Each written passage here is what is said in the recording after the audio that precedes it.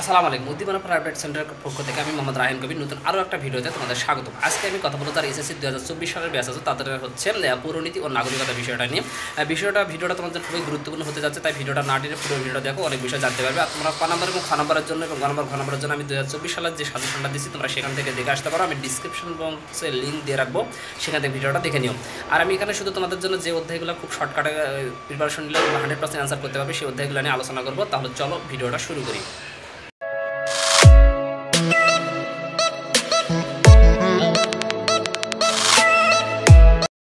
হ্যাঁ, সাজেশনটি সকল বোর্ডের ছাত্রছাত্রীদের জন্য প্রযোজ্য। আমি এখানে একটা কথা বলতে চাই, অনেকে বিভিন্ন ধরনের চ্যানেলে বা লিঙ্কে দেখা যাচ্ছে যে ইউটিউবে ফেসবুকে দেখা যাচ্ছে যে এবার পরীক্ষা অনেক কঠিন হবে। আসলে পরীক্ষা কঠিন হবে না সহজ হবে সেটা বড় কথা নয়, তোমাদের পেটে যদি বিদ্যা থাকে, মানে ভিতরে যদি কিছু থাকে, তাহলে পরীক্ষা যেভাবেই নিক না কেন পরীক্ষা কিন্তু 100% অ্যান্সার করা সম্ভব। এই জন্য ওটা নিয়ে কোনো চিন্তা করার দরকার নেই, তোমরা ভালো প্রিপারেশন নাও, ইনশাআল্লাহ ভালো করতে পারবে। দেখো তোমাদের এখানে 11টা সৃজনশীল থাকবে, তার মধ্যে 7টা সৃজনশীলের কিন্তু অ্যান্সার করতে হবে। এখানে আমি তোমাদের মোস্ট ইম্পর্টেন্ট এবং অধ্যায়গুলো একটু সহজ সেগুলো কিন্তু প্রথমে আলোচনা করার চেষ্টা করেছি। দ্বিতীয় অধ্যায় যেখানে নাগরিকতা এখান থেকে একটা সৃজনশীল হবে ইনশাআল্লাহ। তৃতীয় অধ্যায় আইন স্বাধীনতা সাম্য, এখান থেকে একটা সৃজনশীল হবে। পঞ্চম অধ্যায় সংবিধান, এখান থেকে একটা সৃজনশীল হবে। ষষ্ঠ অধ্যায় বাংলাদেশ সরকার ব্যবস্থা, এখান থেকে একটা সৃজনশীল হবে। নবম অধ্যায় নাগরিক সমস্যা ও আমাদের করণীয়, এখান থেকে একটা সৃজনশীল হবে। এবং দশম অধ্যায় স্বাধীন বাংলাদেশের অভ্যুদয় নাগরিক স্বাধীন, এখান থেকে 2টা সৃজনশীল সম্ভাবনা রয়েছে। তাহলে এখান থেকে দেখো 2, 4, 6টা সৃজনশীল আমি দিচ্ছি, এখান থেকে ভাগ বলে কিন্তু 7টা সৃজনশীল তোমার হয়ে যাবে। আর এখান থেকে যদি তোমরা এক্সট্রা এর সঙ্গে যোগ করতে চাও যে কোনো একটা অধ্যায় তোমাদের কঠিন হয়ে যাচ্ছে বা আরও একটা আলাদা পড়তে চাচ্ছ, সৃজনশীল হবে, সেক্ষেত্রে তোমরা এখান থেকে সপ্তম অধ্যায় গণতন্ত্র রাজনৈতিক দল ও নির্বাচনে একটি সৃজনশীল হওয়ার সম্ভাবনা আছে। 11 অধ্যায় বাংলাদেশ আন্তর্জাতিক সংগঠন একটি সৃজনশীল ইনশাআল্লাহ হবে। অষ্টম অধ্যায় বাংলাদেশের স্থানীয় সরকার আছে, এখান থেকে একটা সৃজনশীল হবে। কারণ 11টা অধ্যায় থেকে 11টা সৃজনশীল তোমাদের জন্য হবে, কিন্তু তোমাদের জন্য হচ্ছে প্রথমে যে আমি 6টা দিচ্ছি এগুলো কিন্তু বেশি ইম্পর্টেন্ট। আর পরেরগুলো যদি আসেও তাহলে হয় কিন্তু মিক্স হয়ে আসতে পারে কোনো অধ্যায়ের সঙ্গে। তাহলে এখানে 7, 8 ও 11 মধ্যে যে কোনো একটা তোমরা নির্বাচন করতে পারো, তাহলে তোমাদের ইনশাআল্লাহ হয়ে যাবে। এবং সর্বশেষ তোমাদের যেটা থাকতেছে সেটা হচ্ছে দেখো আমি এক ইস্টা হিসেবে প্রথম অধ্যায় পরিণত নাগরিক একটা সৃজনশীল এবং চতুর্থ অধ্যায় রাষ্ট্র সরকার ব্যবস্থা একটা সৃজনশীল হওয়ার সম্ভাবনা। প্রথমে 6টা এবং ওখান থেকে 7টা হওয়ার সম্ভাবনা আছে। তারপরে তোমরা এখান থেকে চাইলে 7, 8, 11 ভিতরে একটা নিতে পারো। দ্বিতীয় অধ্যায়ের ভালো করার জন্য বোর্ডের সৃজনশীল অবশ্যই দেখবে সকল বোর্ড 2023, এছাড়া রাজশাহী, কুমিল্লা, ময়মনসিংহ ও যশোর বোর্ড 2021 সালের কোশ্চেনটা তোমাদের দেখতে হবে। দেখতে পারো তোমরা হচ্ছে তৃতীয় অধ্যায়ের ভালো করার জন্য গড় নাম্বার এবং ঘ নাম্বার ভালো করার জন্য বোর্ডের সৃজনশীল হিসেবে অবশ্যই দেখবে সকল বোর্ড 2021 এবং ঢাকা, রাজশাহী, কুমিল্লা, চট্টগ্রাম 2022 সালের কোশ্চেনটি। এখানে দেখতে পাচ্ছ এখন পঞ্চম অধ্যায়ের বোর্ডের গ নম্বর ভালো করার জন্য অবশ্যই দেখবে সকল বোর্ড 2023, এছাড়া সিলেট, কুমিল্লা, দিনাজপুর, ঢাকা ও যশোর বোর্ড 2022 সালের কোশ্চেনটি। এরপর আমরা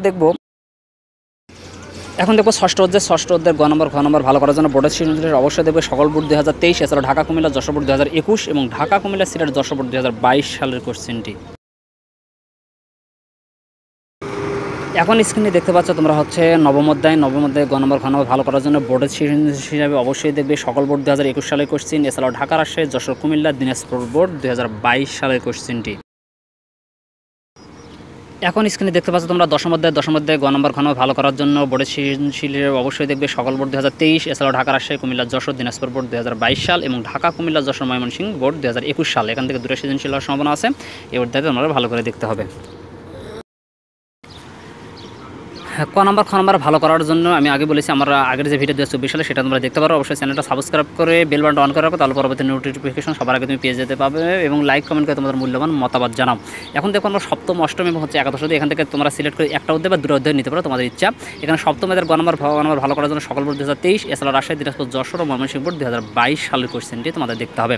অষ্টম অধ্যায়ের গ নম্বর ভালো করার জন্য ঢাকা, যশোর, চট্টগ্রাম, ময়মনসিংহ বোর্ড 2021, এছাড়াও ঢাকা, যশোর, চট্টগ্রাম, সিলেট, ময়মনসিংহ 2022 সালের কোশ্চেন এবং সকল বোর্ড 2017 সালের কোশ্চেনটা তোমরা দেখবে। তাহলে এখান থেকে তোমরা 3টার মধ্যে যে কোনো একটা অথবা চাইলে 2টা অধ্যায় নিতে পারো। একাদশ অধ্যায়ের গ নম্বর ভালো করার জন্য সকল বোর্ড 2023 সাল এবং ঢাকা, রাজশাহী, কুমিল্লা, চট্টগ্রাম, সিলেট, বরিশাল, দিনাজপুর 2022 সালের কোশ্চেনটি দেখে নেবে।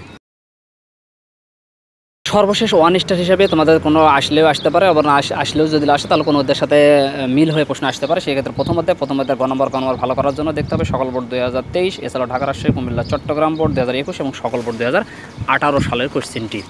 এছাড়া আরেকটা অধ্যায় রয়েছে তোমার চতুর্থ অধ্যায়ের গ নম্বর ভালো করার জন্য অবশ্যই তোমরা দেখবে সকল বোর্ড 2023, এছাড়াও ঢাকা, রাজশাহী, যশোর, কুমিল্লা, চট্টগ্রাম বোর্ড 2021। আমি আগে বলছি আবারও বলতেছি, তোমরা হচ্ছে এই অধ্যায়গুলো আমি প্রথমে যে 6টা দিচ্ছি সেই অধ্যায়গুলো থেকে 6টা এবং ভালো 7টা সৃজনশীল হওয়ার সম্ভাবনা রয়েছে।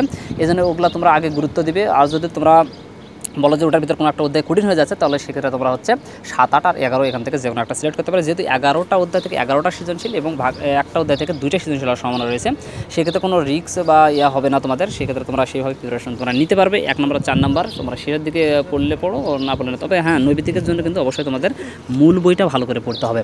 তাহলে মূল বইটা ভালো করে কভার করতে পারলে কিন্তু তোমরা এমসিকিউ ভালো করতে পারবে। তো এছাড়া তোমরা যে বিভিন্ন গাইডে প্রশ্নগুলো পড়তেছো, এগুলোতে আসলে খুব কম হয়, যার কারণে মূল বই থেকেই প্রশ্ন সচরাচর হয়ে থাকে। এই জন্য সাহিত্য বইয়ের বিকল্প কিন্তু নাই। সাহিত্য বইটা এমসিকিউ ভালো করার জন্য সাহিত্য বইটা ভালো করে পড়তে হবে। তাহলে আর কথা না বেড়ে ভিডিওটা আজকের মধ্যে এখানে শেষ করছি। খুব শীঘ্রই নতুন আরেকটা ভিডিও নিয়ে শীঘ্রই হাজির হবো তোমাদের সামনে। শেষ পর্যন্ত ভালো থেকো। আল্লাহ হাফেজ।